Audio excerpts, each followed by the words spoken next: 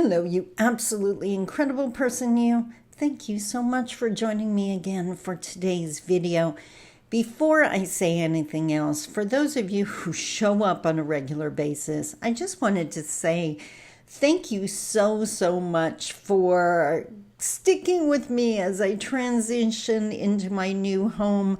The last couple of videos, the sound quality definitely wasn't there, and I finally realized it's because at this temporary desk setup, the microphone was too far away, so I am actually once again holding my microphone, which, believe it or not, I've also realized is comfortable to me.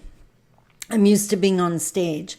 I'm used to either having the earpiece, the little microphone on your collar, I forget what that's called, whatever, irrelevant, or holding a microphone. So this seems so much more comfy to me. But I did want to say thank you for watching those videos, even though the sound quality wasn't there.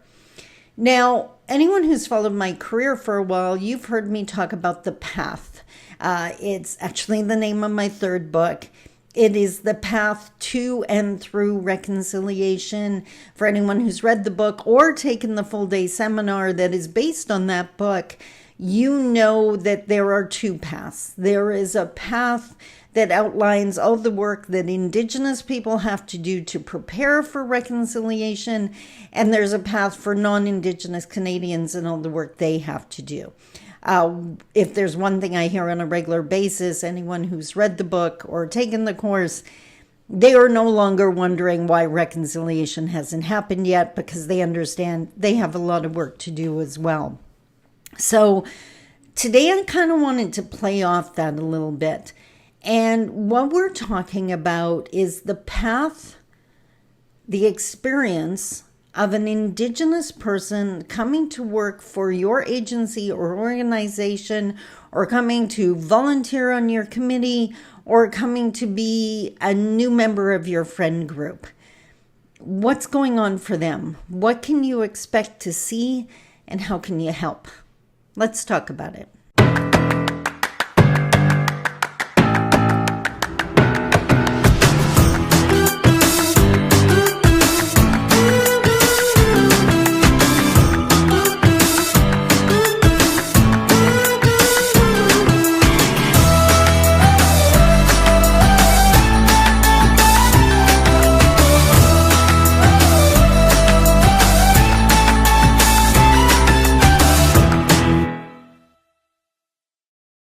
Bonjour, Mishko Pagnan Kwe Nadishnagas Mangdodem.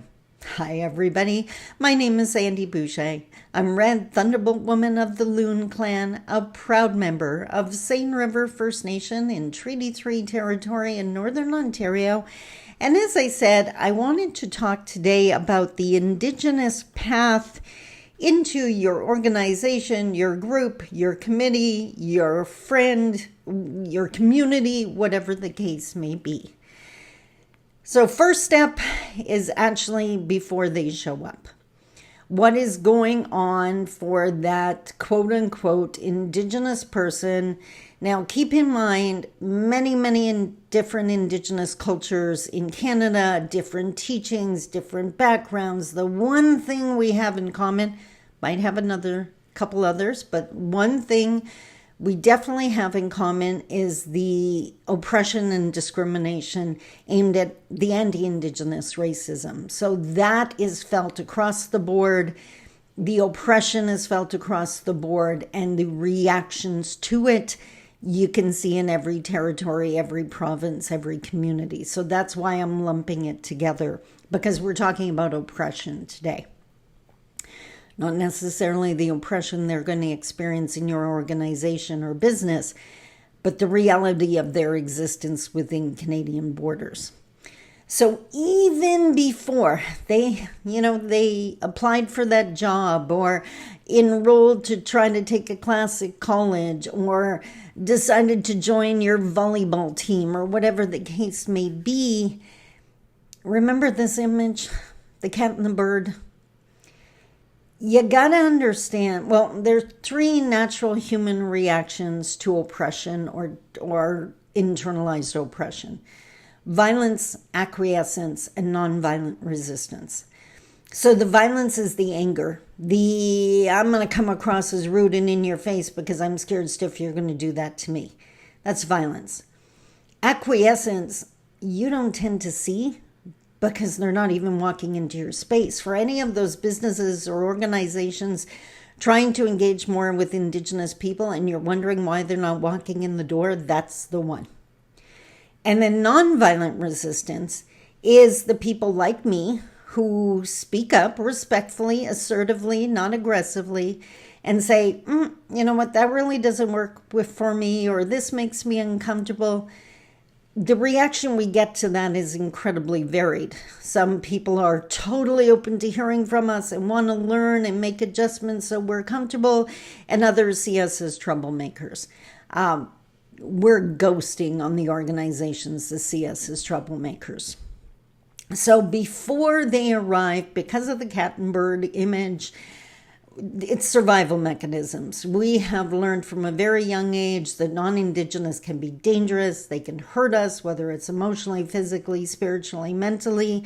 So that fear. On top of that, racial battle fatigue. Like, what are we already enduring on a regular basis? What kind of criticisms? What kind of racism? What kind of challenges? I'm balancing my handy-dandy index card here so I don't need to hold it. Oh, it finally worked. So all of that is going on as they try to determine, do they want to walk in your door? Do they want to accept that job? Do they actually want to attend a class? Do they want to go out to the social event? Do they want to meet you for coffee?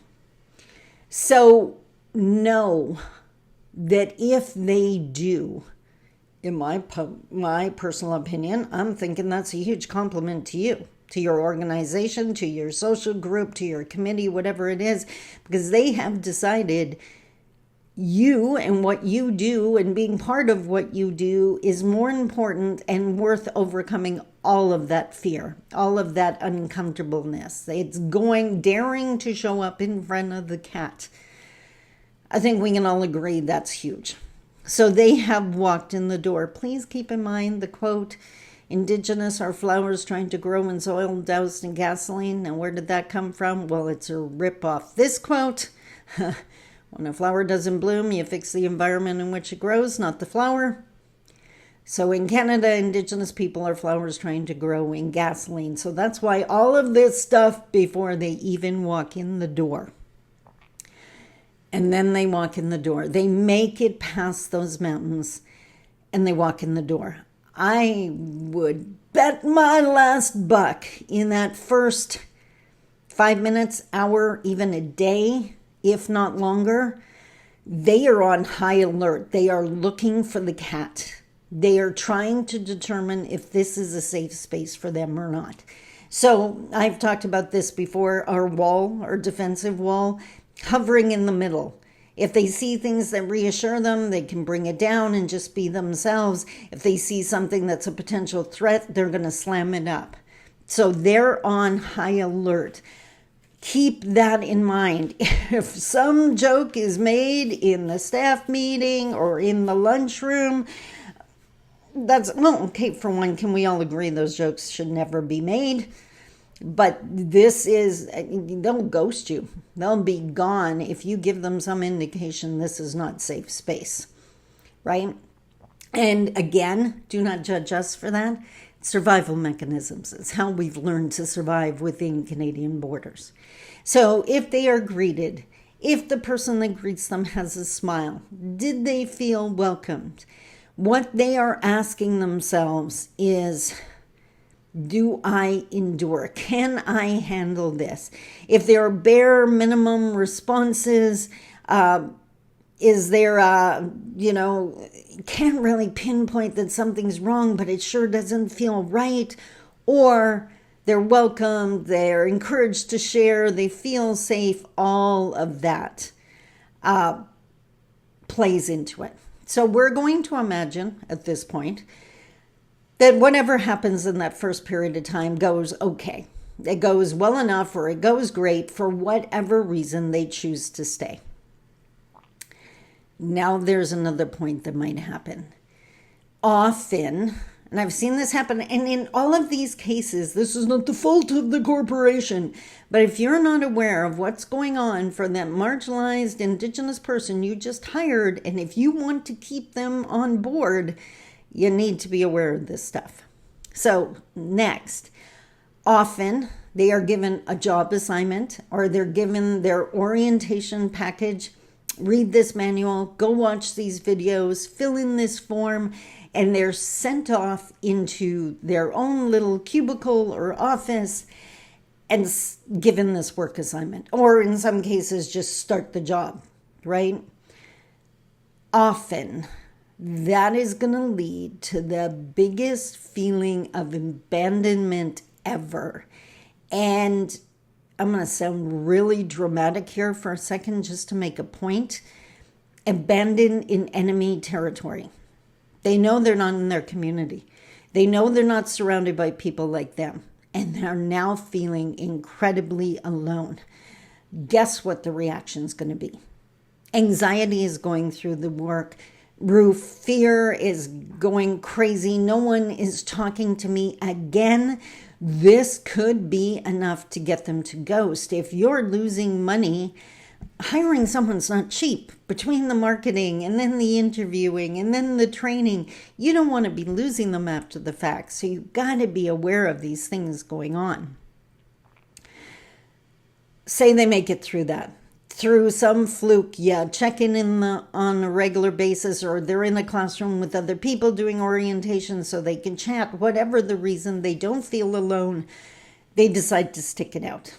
So now they've been on the job for a while, they are feeling a little more comfy, the wall's probably still hovering in the middle, but it hasn't slammed up, so this is a good thing. And now they start to use their voice. They share their opinion. They give their feedback on something. And this is the next hurdle. Are they lectured for having a different opinion? Because they come in with a different worldview, a different lens, a different cultural lens. Chances are they're going to provide a perspective that you are not privy to or haven't been up until now. That is a positive.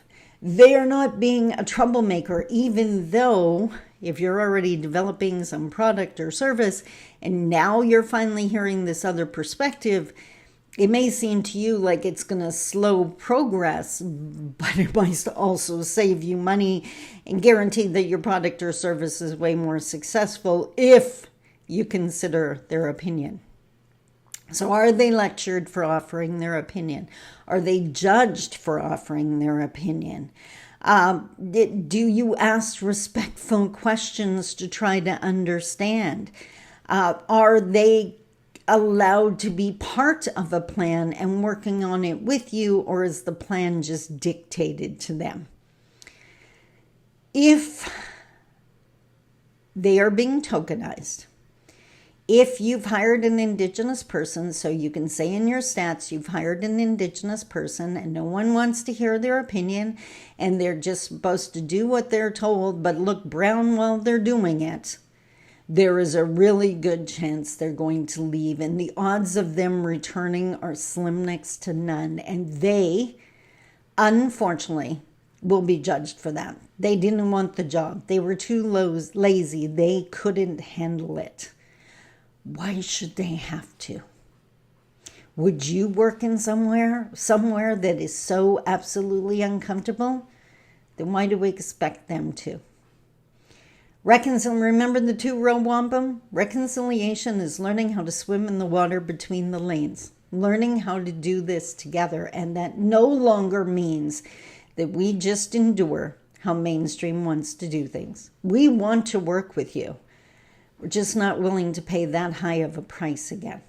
I would love to hear your feedback. HR people, if you're watching this, please share it. If you know HR people, please share it with them. And of course, if you have any questions, reach out to me at any time. I would love to work with you. Thanks so much for joining me today. I love you. Take care. Bye-bye.